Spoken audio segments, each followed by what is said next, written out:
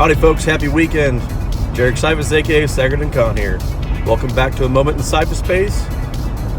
Sorry for the tardiness and the lack of videos lately folks. Just a lot going on. I actually left Oceana a bit ago with my discharge papers in hand. It is finally over. I know June 6th kind of came and went, and that was legally my last day working for Uncle Sam as a sailor, reserve sailor. But today I had it in writing. It's done deal. Now on to the next chapter, aka the freaking VA. Awesome.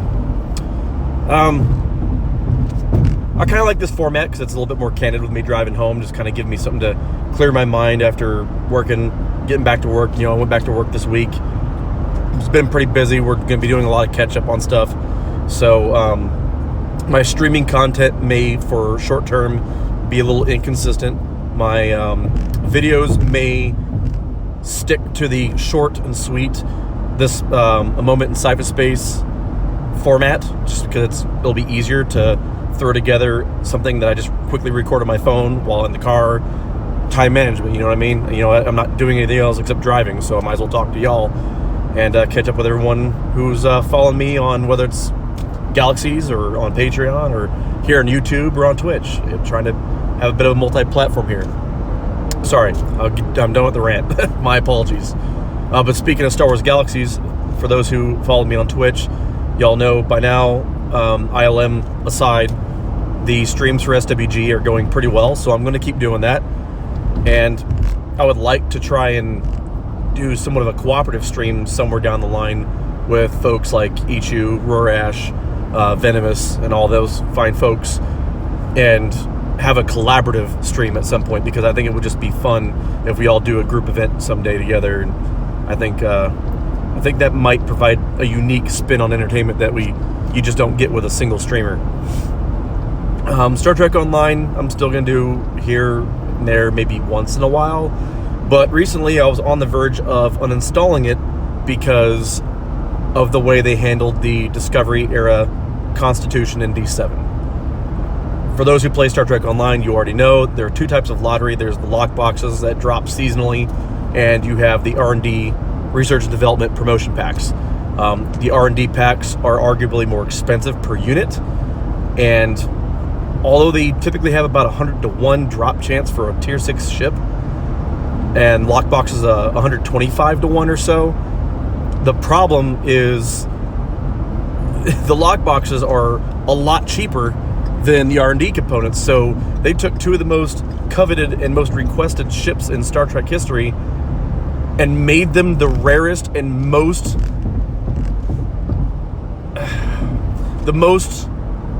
I can't even get the words out. They've made it the worst way possible for a loot box scenario. I mean, loot boxes are terrible. I don't like the government stepping in and trying to enforce rules on things like our healthcare and all that other stuff, but that's for another discussion. Or just being involved in our everyday lives. But legislation on loot boxes cannot come soon enough, especially after EA had the hubris to send a representative to the Parliament in the UK. Do you consider loot boxes to be an ethical feature of your games? Kerry? Well, first, we don't call them loot boxes. I think that was whatever term you wish to apply to them. Do you consider them ethical? So what we look at as surprise mechanics. Surprise mechanics. What you just said is one of the most insanely idiotic things I have ever heard. At no point in your rambling, incoherent response were you even close to anything that could be considered a rational thought. Everyone in this room is now dumber for having listened to it. Are you fucking kidding me? Surprise mechanics? You enter your goddamn credit card into the freaking game, PayPal, whatever you're gonna do, you throw a virtual handle, metaphorically speaking, and you may or may not get a ship in Star Trek Online. You may or may not get some star player or whatever the hell on FIFA and whatever the hell goes on in that game. You know, before EA and DICE came to their senses with Battlefront, and pulled that feature from Battlefront 2, that could have been like a chance of you getting a maxed out freaking character class or all kinds of freaking credits to get ahead. I'm glad they came to their senses and stopped that, but freaking now Cryptic has the hubris, like EA, to go on a live stream, and the community manager, who should be advocating for the players who were against this release method, he goes out there on his live stream on Facebook and he has the nerve on 10 Forward Weekly to say some shit like, based on the data we had, this was the only way we could release these ships. Horse shit. Horse fucking shit. Some guy might go out and pay $10, 10 whopping freaking dollars, and get the T6 Disco Connie, and I might go out and spend $200 and maybe not even get it at all. This is a video game. This is not Las Vegas. This is not a casino where you crank a slot machine and coins may or may not come flowing out for your riches. This is a video game. It'd be one thing if you could just buy these ships outright. I'm no fan of microtransactions at all. I really am not. But I will pay a flat fee like I would with the Eagle Moss model ships that he makes. But that company is amazing. Eagle Moss is incredible. The attention to detail on those ships is great. I saw one actually at the GalaxyCon in Richmond. But that's my point. I don't care if it's a skin or a new ship. I will pay a flat price that everyone else can pay the same for one of those new ships. Gamble for it. Kiss my ass, Cryptic. Between that and EA's recent hubris up there at UK's Parliament, I'm about to uninstall Star Trek Online. And one of my favorite and supportive stream supporters, Brother Hal, he's a huge fan of my Star Trek Online streams because I have kind of a theme with it where I make one of the fictional drinks from the series, whether that's Kanar or Aldebaran whiskey or Romulan ale, and I get completely toasted on it, so it provides an entertainment value to it. However, I am not going to justify it when I'm a lifetime subscriber since launch, and me and the rest of the community are so disrespected that we ask for a pair of ships that we're willing to pay money for. We wouldn't do that if we weren't expecting them to charge us a microtransaction for these ships, because at this point we've come to expect that from Cryptic. But for them to go and make it the rarest method of acquiring it possible, I'm done. I need to get that off my chest, because right now I have zero intent on playing Star Trek Online.